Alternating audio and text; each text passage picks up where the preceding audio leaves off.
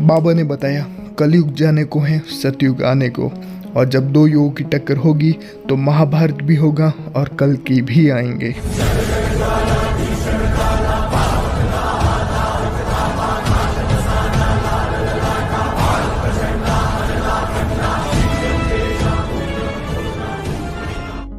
तो जय श्री राम दोस्तों। तो आज फिर हम बात करने वाले हैं बाबा जय गुरुदेव की भविष्यवाणियों के ऊपर। आपको पता ही होगा हमने पिछली बार पार्ट 1 बनाया था जो कि काफ़ी अच्छा आप लोगों ने रेस्पॉन्स दिखाया।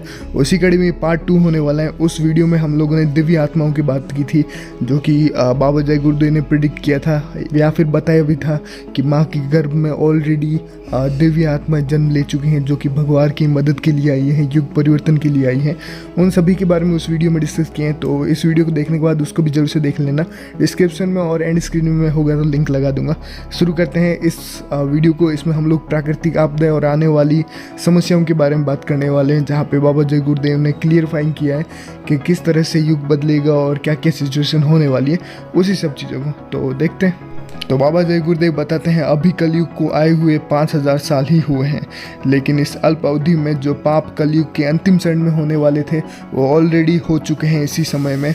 इसीलिए इस युग में कुछ समय के लिए सतयुग आ जाएगा। अब जिस दिन दोनों युगों की टक्कर होगी तो महाभारत भी होगी और एक झटके में 20 करोड़ लोग समाप्त हो जाएंगे।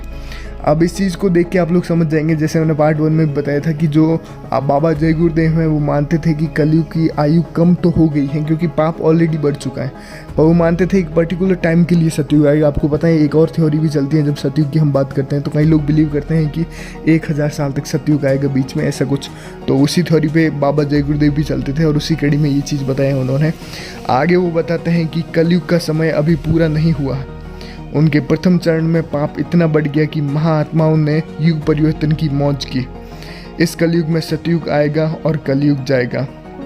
तो ये चीज़ बहुत इंपॉर्टेंट है। यहाँ पे जो आप दूसरी लाइन देख रहे हैं कि उसके प्रथम चरण में ही पाप इतना बढ़ गया कि महान आत्माओं या फिर महाआत्माओं ने युग परिवर्तन की मौज की, यानी कि युग परिवर्तन की ऑलरेडी आ चुकी है पृथ्वी पर, अपना काम भी शुरू कर चुकी है। आगे बाबा जी बताते हैं कलयुग जाने की तैयारी कर रहे हैं और सतयुग आने में है। जब दो युगों की टक्कर होती है तब तब महाभारत होता है, और जब जब महाभारत होता है तब तब विनाश भी होता है। अनेक मुल्कों के पास खतरनाक खतरनाक हथियार हैं, निशानों पर मिसाइलें फिट की गई हैं।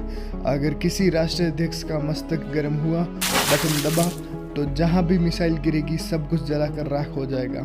इसके साथ ही तमाम मुल्कों में बटन दबने लगेंगे। अब ये एक तरह से तृतीय विश्व युद्ध की आप प्रोफेसी मान सकते हैं, जहाँ पे इन्होंने वर्ल्ड की सिचुएशन को देख के एक प्रिडिक्ट किए हैं कि वर्ल्ड वाइड आप देख रहे होंगे कि हर देश के पास एक से एक बढ़कर हथियार हैं। आपको पता ही है रसिया, अमेरिका और भी कई सारे, इजराइल हो गए, और बाकी सभी बड़े देशों के पास अपने अपने बेहतरीन हथियार हैं। अब जब कभी भी इनमें से किसी का भी एक भी राष्ट्राध्यक्ष का दिमाग गर्म हुआ, बटन दबा और काम खत्म। मिसाइल ऑलरेडी सेट का मतलब है ऑलरेडी देशों के बीच दुश्मनियाँ तो है ही है।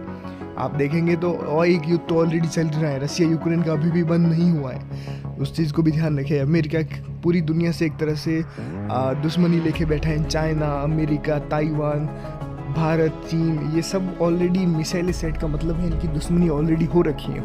अब बात वही है कि कब किसी एक का भी राष्ट्राध्यक्ष का अगर दिमाग घूमा, जैसे अभी पुतिन भैया काम चल ही रहा है उनका, इसी तरीके से अगर इनसे भी खतरनाक किसी का, और अगर किसी ने परमाणु बम जैसे किसी हथियार का इस्तेमाल किया तो एक के बाद एक सारी दुनिया उसी चीज़ को कॉपी करने लगेगी, और उसके बाद पूरा वर्ल्ड वाइड क्या ही हालात होंगे, दुनिया किसी स्थिति में पहुंच जाएगी, ये आप खुद अंदाज लगा सकते हैं। ये बाबा जय गुरुदेव का कहना है। आगे बढ़ते हैं, उन्होंने और कुछ बताया है। महाभारत की लड़ाई 18 दिन की हुई थी। ऐसा भी हो सकता है कि आगे आने वाली जो लड़ाइयाँ हैं वो 18 मिनट में ही भारी नरसंहार कर दे। सृष्टि को आपने गंदा कर दिया है, गंदगी बर्दाश्त के बाहर हो चुकी है, इसीलिए प्रकृति कुछ खेल करने जा रही है।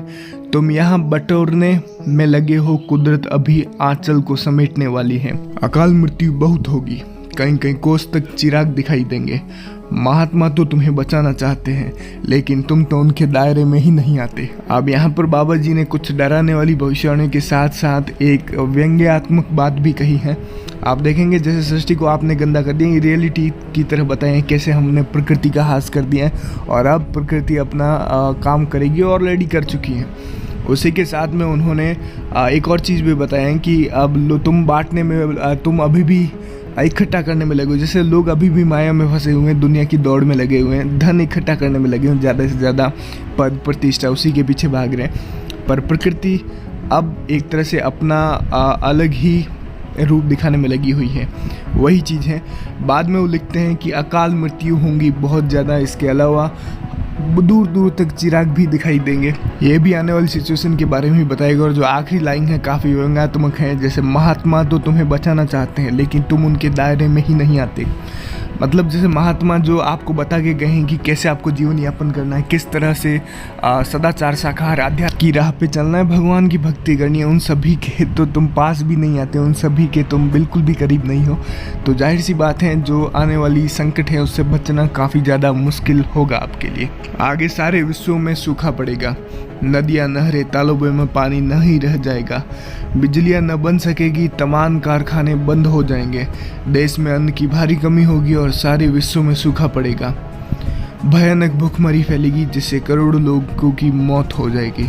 इसी समय भयानक बीमारियां फैलेगी, उससे भी तमाम लोग मारे जाएंगे। यह सब आपके पाप कर्मों का ही फल होगा। पापों का घड़ा भर चुका है और अब वो फूटेगा। अगर आप मांस, मच्छी, अंडे, शराब, आंदोलन, हड़ताल तथा अन्य दुराचार नहीं छोड़ेंगे तो आगे चलकर भयानक सूखा पड़ेगा। पानी न गिरने से ये सभी नदियाँ सूख जाएंगी, डैम पर पानी नहीं रहेगा और बिजलियों का बनना भी बंद हो जाएगा। कारखानों, शहर और ट्यूबवेल और बिजलियाँ नहीं मिलेगी तो तमाम काम ठप हो जाएगा। जल स्तर बहुत नीचे चला जाएगा जिसमें सिंचाई के लिए पानी भी नहीं मिलेगा। सारे विश्व में हाहाकार मच जाएंगे। तब अन्न किधर से पैदा होगा और कैसे लोग जी पाएंगे, कैसे 2 समय का भोजन भी ले पाएंगे। इससे रिलेटेड ही काफ़ी फेमस प्रोफेसी, एक कोट काफ़ी ज़्यादा फेमस है जो कि बाबा गुरदेव ने कई समय पहले भी, मतलब मैंने एक बार वीडियो में बताया, जिसमें वो कहते हैं कि एक समय ऐसा भी आएगा जब लोग बोरिया भर के पैसा ले जाएंगे, नोट ले जाएंगे और उसके बदले उन्हें एक रोटी तक नसीब नहीं होगी।